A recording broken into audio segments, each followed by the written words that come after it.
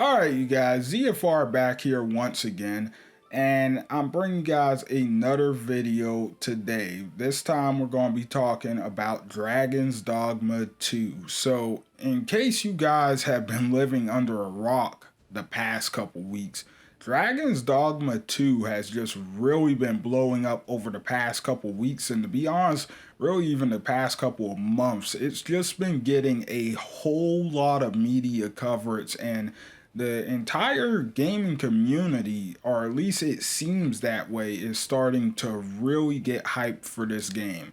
There's a lot of coverage on it, there's a lot of excitement building around it. More and more gameplay for it keeps coming out. They recently just dropped a character demo and stuff, so you can even create your own character before the game comes out and everything. And overall, the excitement levels for the game are just pretty high right now, and everybody's kind of talking about it and kind of anticipating the release. Now, this video is going to be for people who maybe aren't as sure about this game, who maybe you didn't play the first game, you don't really know what to expect with this game. Maybe you're watching some of the gameplay demos and stuff, and maybe it looks intriguing to you, it looks interesting, but maybe you still just quite don't know what to expect from this game. So in this video, I'm pretty much going to be just going over some reasons I think you should definitely buy Dragon's Dogma 2. And I'm pretty excited for this game, so I'm a little biased here, but I'm going to try to give some honestly good reasons for someone who maybe isn't quite as sold on the game. So I'm going to try. Now, in order to kind of talk about why Dragon's Dogma 2 is getting so gassed by the community right now, you kind of have to talk a little bit about the first game. Now, I'm not going to rant too long about the first game because we're so close to Dragon's Dogma 2 release at this point. Either you didn't play the first game or you did. At this point, it's kind of a little late to try and, squeeze in a quick playthrough of it to see for yourself. But let's just say this, the first game was a cult classic. Like, it gained a cult following that lasted with it throughout the years. Now, the first game had its problems on release, which kind of contributed to a lot of people not really getting into it when it first came out. And then on top of that, the game, from what I remember, just didn't get a ton of crazy coverage. I think I just happened to pick it up out of a game store back then when it first dropped in 2013. So all of that combined just kind of made it to where the first game itself wasn't that popular. However, over the course of time, through DLCs and eventually the re-release known as Dark Arisen, the first game really did kind of create a super loyal and solid fan base behind it to really support it throughout the years. And as you can see, that fan base has stuck with the game over the course of almost 3 generations of gaming. So that's a big deal, guys. That's something really to pay attention to and to pay homage to, because not many games can do that. So that kind of explains why once Dragon's Dogma 2 was announced, that it all of a sudden had this super cult following of people who were really excited about it. And it also really helps the game in terms of its marketing and the hype levels around it before it comes out, due to the fact that it still does have that pre-established audience. But getting back over to Dragon's Dogma 2, a lot of you are probably still going to be curious about overall about just what type of game this is. Like, I've seen a lot of people ask the question about the game's difficulty and kind of curious about how hard it's going to be. Like, I've seen a few people worried that it's going to be a little more in the Souls type area. Even though I don't know how you got that from the gameplay and stuff, but I've also seen some people ask questions about how much of an RPG it is, how open is the world and stuff like that. Obviously, there's been some very bold takes about the traversal system in the game and stuff like that that has some people concerned, And so I'll kind of answer a few of those questions here just to kind of let you know what's going on. So Dragon's Dogma 2 is an open world action RPG, and yes, it does have a story. And pretty much the first game story was a little lacking in some places, but it overall still was a pretty good and intriguing story, and there was a lot of fun to be had with it. Now, it looks like they might be stepping things up in terms of the narrative a lot in the second game, which is something that I'm very excited about. So I'm thinking we're going to get a much more in-depth story with this game, and I'm thinking they haven't showed us much of that in the trailers, and they're doing their best to kind of save that stuff for your actual first playthrough.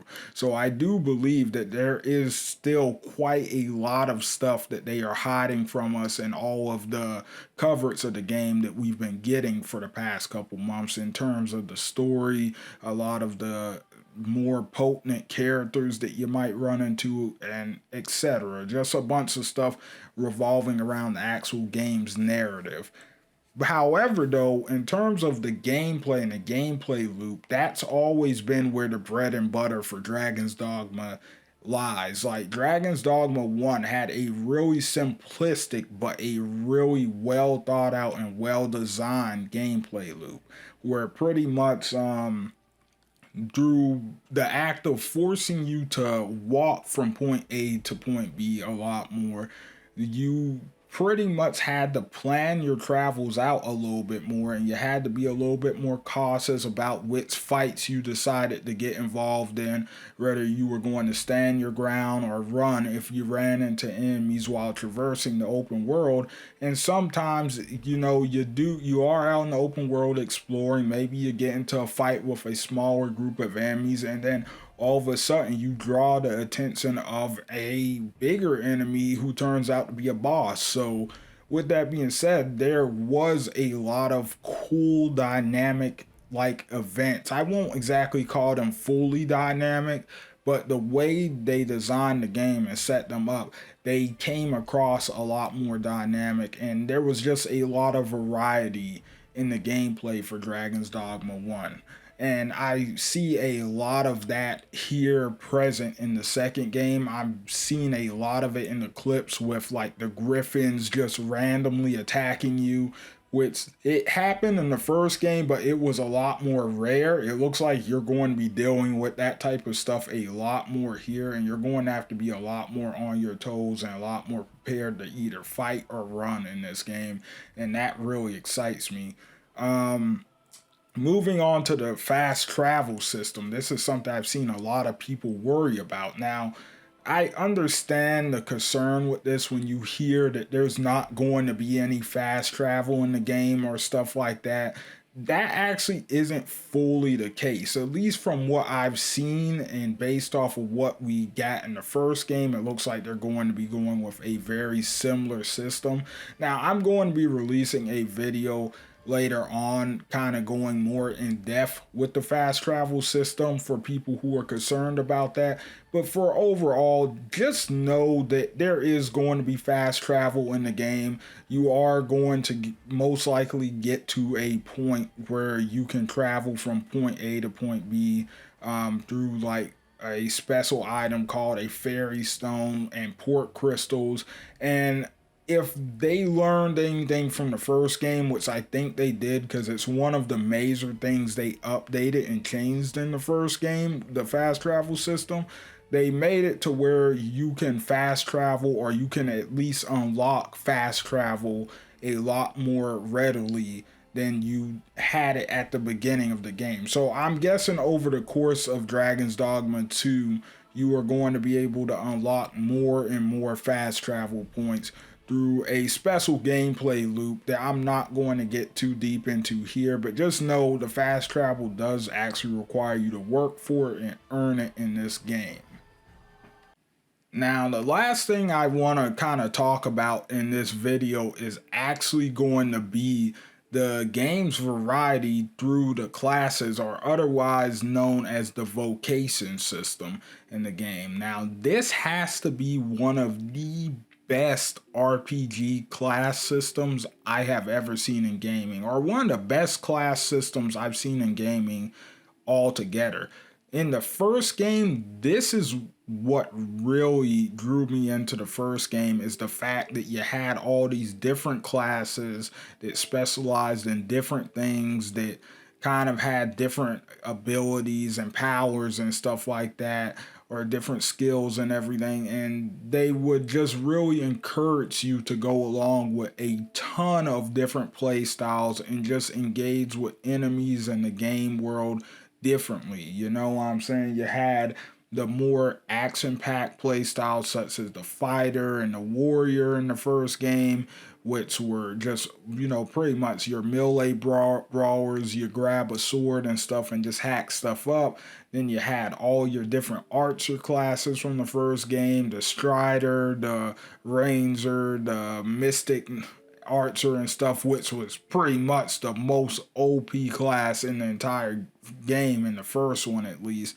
And pretty much like throughout all these classes, you would just be able to like really tweak the play style to whatever you want it to be. And if you ever at any point got bored during the game, if you ever were starting to get bored with the gameplay or stuff like that, you could literally just change your vocation, and the gameplay loop for you just changed completely due to, there being a whole nother way you now needed to approach fighting enemies, traversing the world and stuff. Maybe you went from being like a tank to being more of a support role, or maybe you went from being more of a support role to being like this really cool hybrid of a character that uses magic and physical attacks. So there was just like a lot of variety with it, and this offered a ton of replay value. Now, one thing that did kind of suck about the first game is you could not create multiple characters.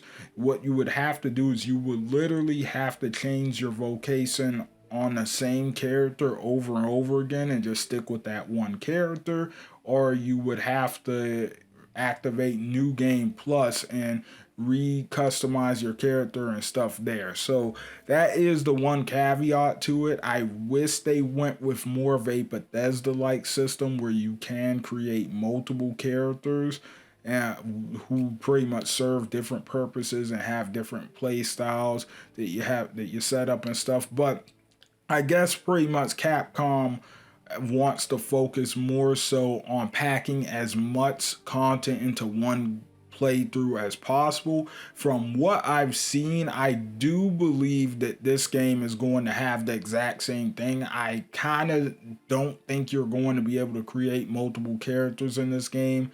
I think they've already come out and said there's only one save file, so that is kind of a downer. However, with that being said, that's fine. There were ways to get around that in the first game. I'm sure there will be plenty of ways to get around it in this one. And worst case scenario, you can probably just restart the game. I know that kind of sucks in games like this, but hey, it's all up to them on whether or not they're going to add something or not. But I'm pretty sure at the very least we're going to get New Game Plus at some point in this game. I don't know if it's going to be there at launch. Hopefully so. But with that being said, like, Dragon's Dogma it just has like this really amazing amount of content in it. And it's a game that truly is going to be worth the price. There's not too many games that I can argue are worth the newer price points of $70. This is one that you're probably going to be able to get anywhere from 40 hours out of all the way up to plus 100 or plus 200 hours out of. I can definitely see myself playing this game for the rest of the year. So I'm excited for it, guys. And that's kind of all I really have for you guys. I'm kind of just giving you guys a few reasons to why you should be excited for the game, and pretty much some things to think about in terms of potentially purchasing it. So I hope you guys enjoyed the video.